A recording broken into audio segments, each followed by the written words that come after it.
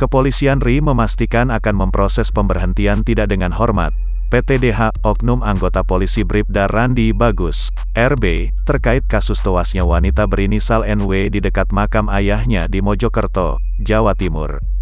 Kepala Divisi Humas Polri Irjen Dedi Prasetyo menyampaikan pemecatan tersebut akan dilaksanakan setelah Bribda Randi menjalani sidang kode etik profesi Polri, KEPP. Dedi menuturkan pihaknya juga melaksanakan proses pidana sesuai dengan aturan yang berlaku terhadap Bribda Randi. Sebaliknya, Polri berkomitmen tak akan melindungi anggota yang bersalah.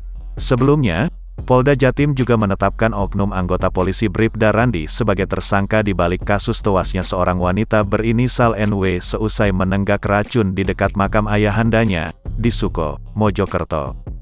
Menurut polisi, Bribda Randi terbukti memiliki hubungan asmara sebagai pacar dari NW sejak 2019 silam.